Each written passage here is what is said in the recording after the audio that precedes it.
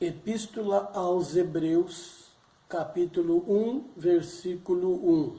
Havendo Deus, outrora, falado muitas vezes e de muitas maneiras aos pais, pelos profetas, nestes últimos dias nos falou pelo Filho, a quem constituiu herdeiro de todas as coisas, pelo qual também fez o universo.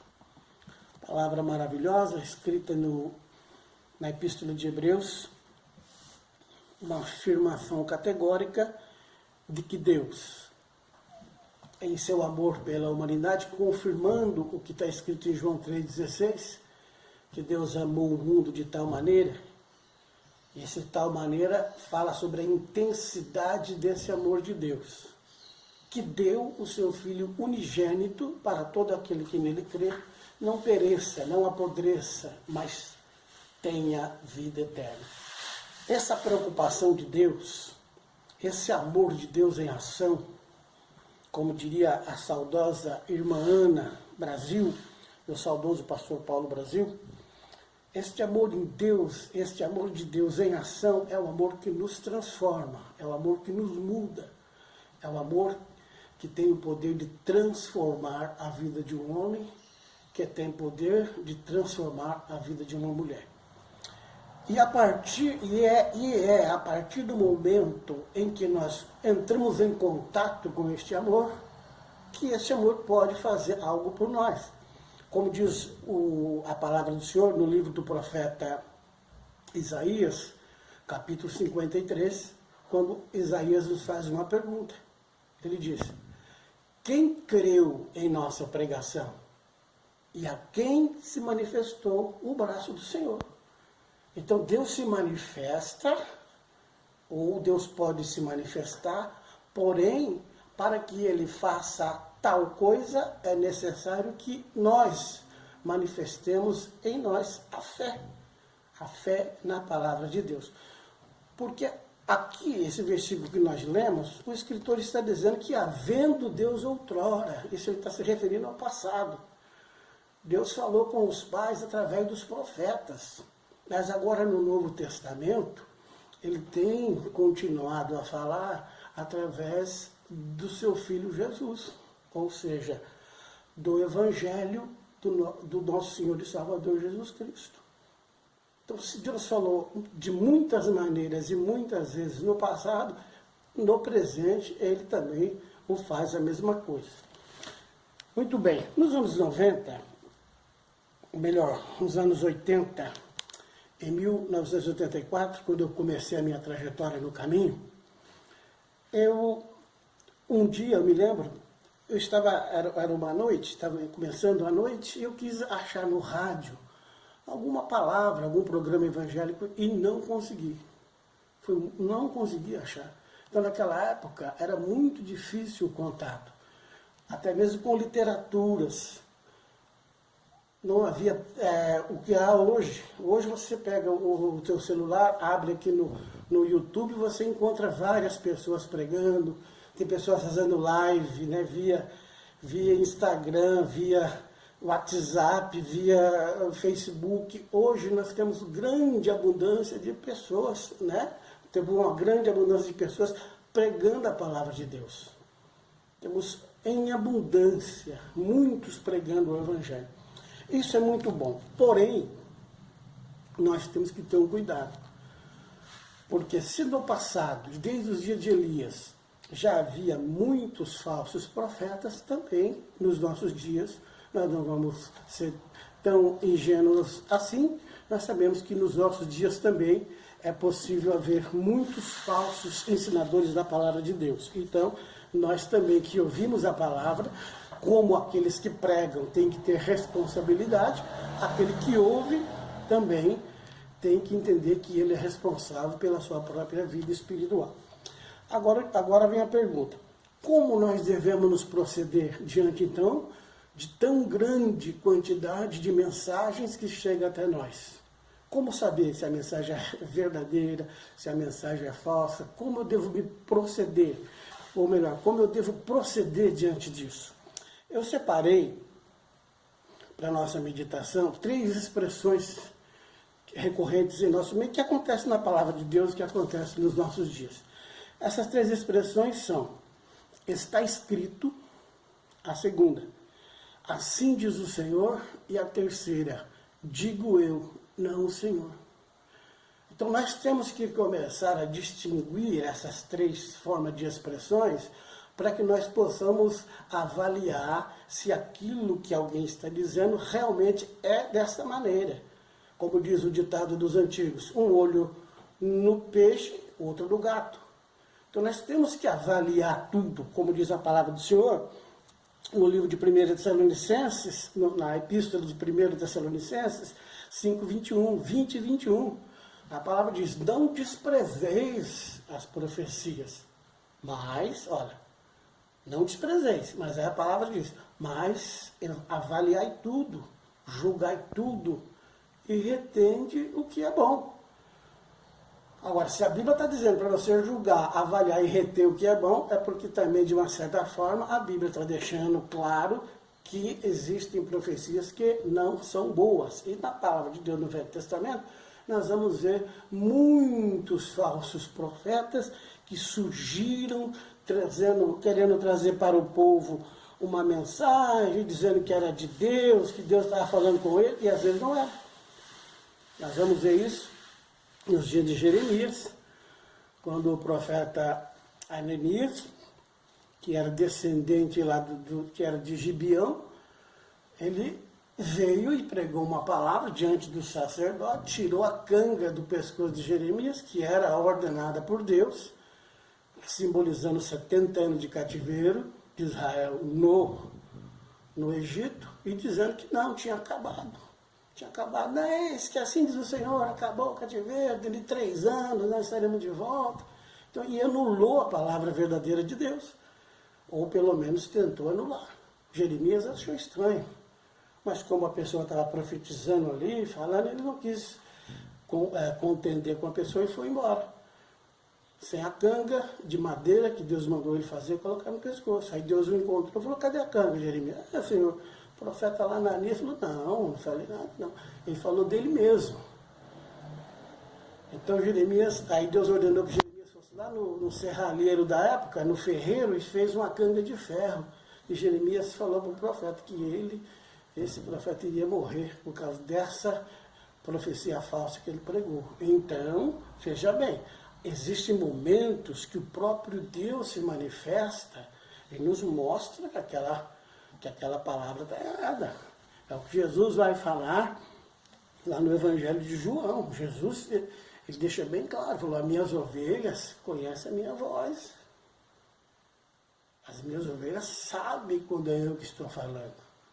Então, se Jesus afirma que as ovelhas dele conhecem a voz, então Jesus também está transferindo uma responsabilidade para as ovelhas. Ele diz: ao verdadeiro pastor, a ovelha ouve a voz e ela sai. Ele está se referindo ao aprisco. Então, quando o verdadeiro pastor fala, e ele entra pela porta, a porta que Jesus se refere é a nossa consciência tranquila, as nossas faculdades funcionando muito bem, e nós vamos entendendo, compreendendo que aquela voz é a voz de Jesus, então nós vamos seguindo. Como nós vamos saber isso? Através do Espírito Santo, através da confirmação do Espírito Santo em nosso coração. Quando a palavra de Deus é pregada, o Espírito Santo faz o nosso coração se aquecer. Não foi assim que aconteceu com os 2 discípulos no caminho de Emaús, quando Jesus pregava, embora eles não sabiam que era Jesus, enquanto Jesus pregava a palavra, o coração deles ardia, porque o Espírito confirmava. Jesus disse: eu conheço as minhas ovelhas e delas sou conhecido. As minhas ovelhas, elas conhecem a minha voz. Em João 10, capítulo 6 em diante ali, versículo 6 em diante, você pode ler todo o versículo, todo o capítulo. Jesus fala sobre isso, que as ovelhas dele conhecem a sua voz. Então nós também temos que essa responsabilidade, enquanto ovelhas, de discernirmos quando é que a mensagem realmente vem de Deus. Porque existe muitas pessoas dizendo por aí: está escrito isso, então vamos seguir isso aqui. Só que, pera lá, quando uma pessoa usa o está escrito, nós temos que ter certos cuidados. Aí você me diz, mas como? Ele está mostrando a palavra que está escrita.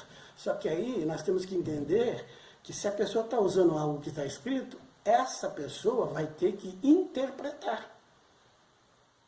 E muitas vezes o que está escrito é interpretado de maneira equivocada. Às vezes pode até nem ser com maldade no coração daquele que interpreta, mas pode ser falta de conhecimento. E às vezes é falta também de princípios morais. E também pode ser problemas psíquicos, psicológicos. Então, se nós queremos ouvir a palavra de Deus, nós temos que certificar se aquilo que a pessoa está pregando está escrito na Bíblia. Primeira coisa. A segunda, se a pessoa que está explicando, se essa pessoa é uma pessoa aprovada por Deus, que é o que está escrito no livro de 2 Timóteo 2, capítulo, verso 15. Paulo diz para Timóteo, procura-te apresentar-te a Deus. Aí ele diz, aprovado, como obreiro que não tem do que se envergonhar, segunda coisa. E terceiro, ele diz, é que maneje bem a palavra da verdade. Então veja bem, a pessoa que vai usar a palavra, que vai manejar a palavra da verdade, além de ter que saber o que está falando, manejar bem o livro santo, interpretar corretamente a palavra, essa pessoa também tem que ser uma pessoa com bom testemunho, porque ele diz, como obreiro que não tem do que se envergonhar. Então, uma pessoa que não só ensina bem, mas uma pessoa que pratica essa palavra. Porque para aquele que prega, o praticar a palavra é fundamental para que ele seja salvo. Para ele não ensinar todo mundo, depois ele ser reprovado. Até se a pessoa que ensina não vive a palavra, e você ouve, segue, e você pratica a palavra, você é salvo e ele não. Então nós precisamos, nós que pregamos, viver a palavra. E aquele que ouve, nós que ouvimos, nós precisamos certificar se aquele que prega a palavra também é uma pessoa enviada por Deus, porque às vezes a pessoa não é. Às vezes a pessoa tem outras intenções. Então nós temos que julgar o quê? Tanto a palavra pregada, como aquele que prega. Paulo diz lá em 1 Tessalonicenses 5, 20 a 21, não desprezeis as profecias. Mas aí ele afirma, mas examinai tudo, julgar tudo e retém o que é bom. Então você vai julgar tudo, tanto o profeta quanto a profecia. Você tem que... Paulo elogiou os irmãos de Bereia, porque ele disse que quando ele pregava as escrituras, os irmãos conferiam na palavra se estava escrito aquilo. E uma vez que você entende que aquilo está escrito mesmo daquele jeito, outro problema surge, como interpretar aquilo que está escrito. E uma pessoa para interpretar isso tem que ser uma pessoa que maneje bem a palavra da verdade. Uma pessoa que não tem do que se envergonhar, uma pessoa que tenha vida com Deus. E que seja aprovado por Deus. Porque muitas vezes a pessoa é aprovado pelo homem, mas a Bíblia diz lá em Timóteo, procura-te apresentar-te a Deus aprovado. Olha lá. Tem que ser aprovado por Deus. E depois ter um bom testemunho. E por fim, manejar bem a palavra da verdade. Então isso é importante. E nós viemos a observar quem é que está usando a palavra que está escrita. Eu queria deixar aqui em Mateus capítulo 4, verso 4. Mateus 4, verso 4. Quem usa essa expressão é o próprio Jesus Cristo. Quando ele foi tentado no deserto. O diabo apareceu para Jesus. Viu que ele estava com fome e disse, olha, você está com fome, manda que essas pedras se transformem em pão. Aí Jesus citou a passagem bíblica de Deuteronômio 8:3 e disse, mas está escrito. Olha lá, está escrito. Nem só de pão viverá o homem, mas de toda a palavra que sai da boca de Deus. Então aqui Jesus usou o termo, está escrito. Está escrito e estava mesmo, Deuteronômio 8:3. Você vai lá, está escrito isso. Mas veja bem, isso é tudo? Não. Quem disse isso que está escrito e estava escrito foi Jesus. Mas quem disse isso foi Jesus. Então uma coisa é, aquilo que está escrito, e quem foi que disse? Jesus. Aí você, bom, esse aí dá para confiar. Mas o que é admirável é que o próprio Satanás, ele também vai usar a palavra está escrito. Aí ele tirou Jesus do deserto, foi permitido isso, levou no cume do templo, e falou, lança-te daqui para baixo, porque está escrito, olha lá, o próprio diabo está falando a palavra está escrito. Agora, peraí. E nós temos como costume, muitos cristãos, deixar o Salmo 91 aberto em casa, acreditando que o diabo vai ver a Bíblia e vai fugir, com medo do Salmo 91. E o Salmo 91 está sendo citado pelo diabo aqui, porque quando o diabo fala para Jesus, porque está escrito que aos anjos se dará ordem, que não deixará que você tropece em alguma pedra, ele está citando o Salmo 91, mais precisamente o versículo 11 e 12, os outros dois versículos para falar para Jesus. Então o próprio diabo falou, está escrito. Então, é preciso, porque a pessoa citou um texto da palavra, que você vai falar, é de Deus. O próprio diabo está citando a palavra para Jesus. E Jesus rebateu com a palavra. Então a palavra você interpreta com a palavra. Agora você pode me dizer, mas eu não tenho um bom conhecimento assim. Então qual é o procedimento? Você ouve o que a pessoa fala, correto? E, primeiro, ore a Deus. E, em segundo, você procura uma pessoa da sua confiança.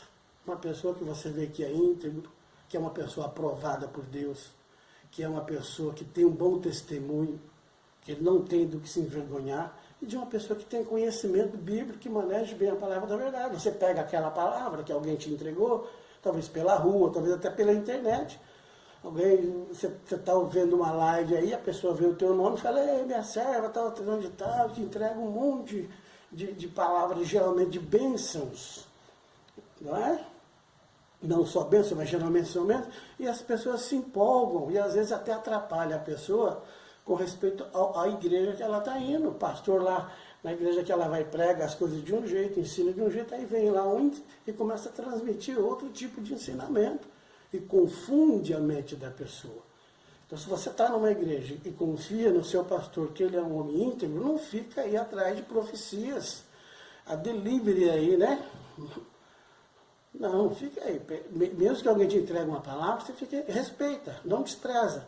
Mas anote, julgue bem. Se não consegue julgar, vá até alguém que leve para o seu pastor. Fala, pastor, eu estava vendo uma live, o irmão entregou essa palavra para mim e disse isso. O que o senhor acha? Porque o pastor que conhece a sua vida, sabe a vida que você leva, e o pastor vai avaliar para você, vai te auxiliar, porque aí você vai ter alguém para te ajudar a examinar a palavra, e aí você vai reter o que é bom. Proceda dessa maneira. Então, primeiramente, você tem que orar. E outra, você tem que pedir para Deus também, né, para o teu pastor e para Deus. O que não aconteceu com o homem de Deus, no capítulo 13 do primeiro livro dos reis, no capítulo 13, Deus levantou um profeta para pregar a palavra contra o rei Jeroboão. E o profeta se levantou da terra dele, e Deus disse, olha, você vai até lá o palácio, onde está Jeroboão, que ele está confundindo as coisas. Ele é rei, mas ele está querendo dar uma de sacerdote agora. Ele foi chamado para ser rei, não para ser sacerdote. Ele está oferecendo coisas estranhas, sacrifícios estranhos lá no meu altar. Então você pega o homem de Deus, não tem nenhum nome desse homem na Bíblia, só tem homem de Deus. Você vai até ele e profetiza contra ele. Depois, na volta, você volta por outro caminho. Se você for por esse caminho, você volta por esse. Se for para aquele, você volta por outro. Não volta pelo mesmo caminho. E outra coisa, não coma nada lá. Não come pão e nem beba água. Prega e sai fora, porque o ambiente não é bom. Porque se Deus fala, não fique aí, lembra do cego? Jesus ia passando certa vez num lugar, alguém trouxe um cego para ele. Falou, põe a mão no cego aqui, cura ele. Jesus estava dentro de uma aldeia ali. Jesus deu uma olhada no lugar, no ambiente. Falou, olha, dá licença, pegou na mão do cego e saiu. Levou ele lá fora da aldeia. Aí Jesus curou o cego. Após ter curado, Jesus olhou para o cego e disse, olha, vai para tua casa e não entre mais na aldeia. Então, veja bem, o lugar às vezes não é bom. E aqui, no capítulo 13 do primeiro livro dos reis, Deus fala para o profeta, fala, vai, entrega e sai fora. Não vai comer pão ali, que ali tem uma má influência. Ele foi, profetizou, foi uma bênção, houve sinais, houve tudo, ele ficou todo contente. Aí ele vinha voltando. O rei ofereceu o pão para ele, não, não posso, eu não quero, porque Deus falou para não comer, e conseguiu. Essa é a primeira tentação, ele conseguiu. Ele se livrou dos pratos do rei. Mas na trajetória de volta, um profeta velho que estava parado, que não estava resolvendo mais nada ali na região, Deus nem usou ele, chamou outro de longe para vir ali. O profeta velho parece que ficou meio enciumado, não sei o que ocorreu com ele, e ele se informou a respeito do homem de Deus, falaram, ele foi para cá, ele correu atrás, pegou um jumento, montou num jumento e foi atrás do homem de Deus. Aí ele encontrou, o homem de Deus estava parado, desde ele ter ido embora, ele estava parado debaixo de uma árvore, descansando um pouco. Aí o profeta velho chegou com uma lábia, não, vamos lá em casa comer pão. Eu falei, não, mas aí o moço, o homem de Deus, falou, não, mas Deus falou para mim, Deus falou para mim não comer. Aí o homem de Deus falou, não, eu também sou profeta, filho, sou experiente. E um anjo me apareceu. Ah, é? E o anjo falou que você pode voltar na minha casa, você pode ir. Pode comer o pãozinho, beber sua água e ficar tranquilo, depois eu vou arrumar um cavalo e você vai embora. Aí ele falou, então vamos, e foi. Ele deu ouvido ao profeta velho sem consultar a Deus. Ele não consultou, ele acreditou naquele profeta velho. Porque às vezes usava um paletó, uma gravatinha como eu, e tinha aquele linguajar cristão, mas mesmo o diabo usou a Bíblia, porque um homem não pode usar com segundas intenções. E o homem de Deus voltou à casa do profeta velho, e durante o momento ali que eles estavam comendo um pãozinho ali, dando risada, aí o Espírito Santo, não tinha ninguém para usar ali, usou o próprio profeta velho. E o profeta velho falou para o homem de Deus, olha, você fez errado, velho. Você deu ouvido para mim. Agora, Deus está me dizendo aqui que você vai morrer. Você não vai ser sepultado no meio da sepultura dos seus pais. Deus vai te eliminar aí, não sei como, mas você não vai conseguir ser sepultado com honra. Aí ele arrumou um jumento para ele, ele montou num jumentinho e foi embora. No meio do caminho, um leão saiu e matou o homem de Deus, porque ele desobedeceu a palavra do Senhor. Ah, mas foi um profeta. Não importa se o profeta é velho, se ele tem, talvez o seu pastor é novo.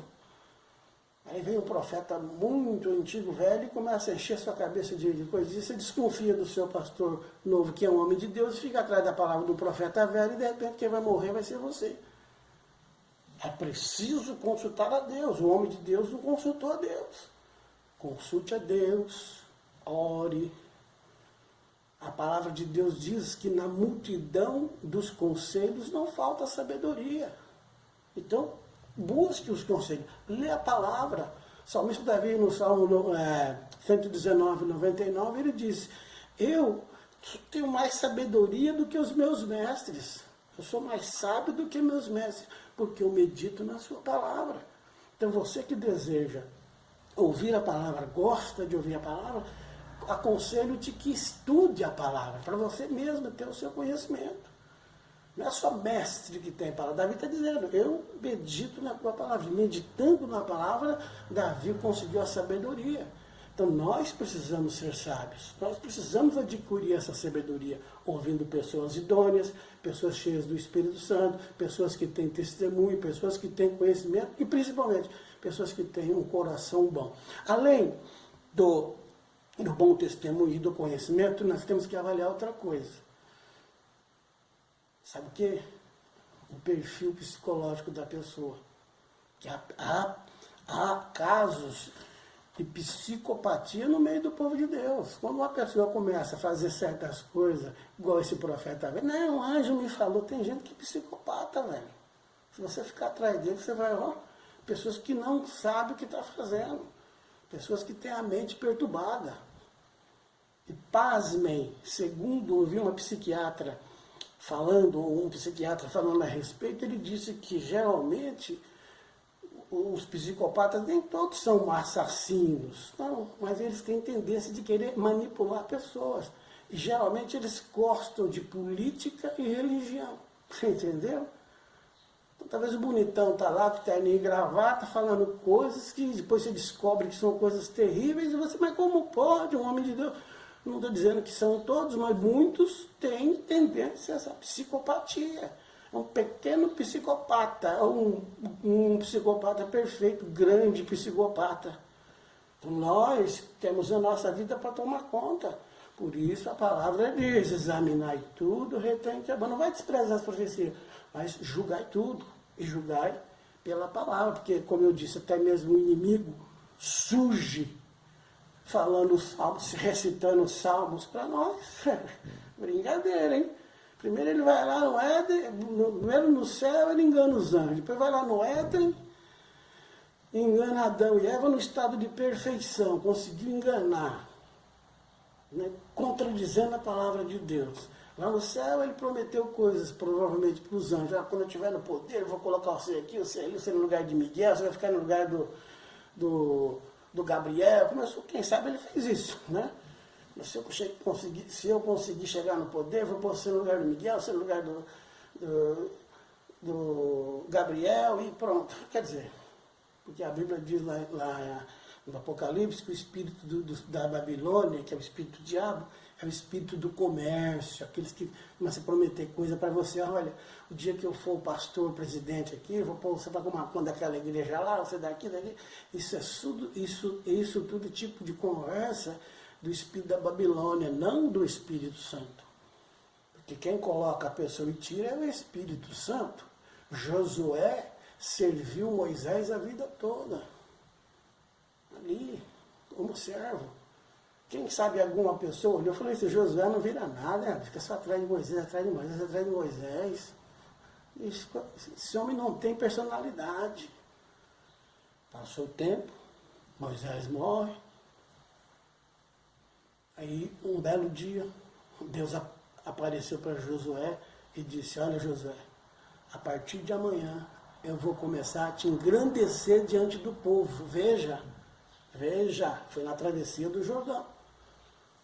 Continue, meu irmão, sendo servo, servindo em paz. Se Deus quiser te engrandecer um dia, Ele engrandece. Se Deus tiver um propósito de você ser um grande vulto nesse planeta, você será. Continue servindo Moisés na humildade. Continue consultando o Senhor. Continue ouvindo a palavra do Senhor, cuidando da tua vida para você não fazer aliança com os gibeonitas. O profeta Ananias, que tentou distorcer a palavra de Deus dada por Jeremias, ele era gibeonita, de Gibeão, e os gibeonitas enganaram Josué. Está me entendendo? Então nós temos que ter cautela para não ser enganados pelos gibeonitas, para não ser enganado pelo profeta velho, para não ser enganado por aqueles que fazem política, que prometem coisas. Nós temos que ter cautela, examinar tudo, reter o que é bom, porque é a nossa vida que está em jogo. O homem de Deus morreu, a vida dele acabou. O leão matou. E depois quem passava pela rua via o leão deitado, e via um jumento deitado perto do leão, e via um profeta morto. Poxa, não matou o jumento, mas matou o profeta. O profeta ficou abaixo do jumento.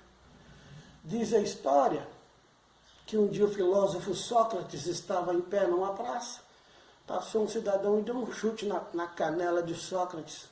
Diz que Sócrates olhou para ele, mediu o perfil psicológico dele e disse, se você fosse um asno, eu te processaria. Mas, velho, estou vendo que você está abaixo da capacidade do asno, então deixa para lá. Então, gente, nós não vamos perder para um asno, né? O burro fica vivo, o jumento vive e a gente morrer. Não, vamos ficar abaixo da burrice. Vamos ser inteligentes, porque é a nossa vida que está em jogo. Ah, mas ele falou, a palavra estava na Bíblia. Mas analisa e retém o que é bom. É a tua vida, é a tua salvação. É a estabilidade da tua casa que está em jogo, meu filho. Então analise a palavra. Analise a Bíblia. Fique atento. Porque muitos profetas bons existem por aí que ensinam a verdade. Mas muitos têm seguido falsos profetas e deixado de ouvir os verdadeiros homens de Deus. Então, eu deixo essa palavra aqui hoje como um alerta para você ter suas medidas de precauções, para você não seguir qualquer profecia, não desprezar, mas também não sair aí seguindo qualquer coisa. Os entregadores de chave, tem profetas aí que vivem entregando chave de casa, chave de apartamento e vestido de noiva. Não, velho, cuidado com essas coisas. Avalia tudo e retém o que é bom. E o Deus de paz será contigo. Ficar com essa palavra em nome de Jesus.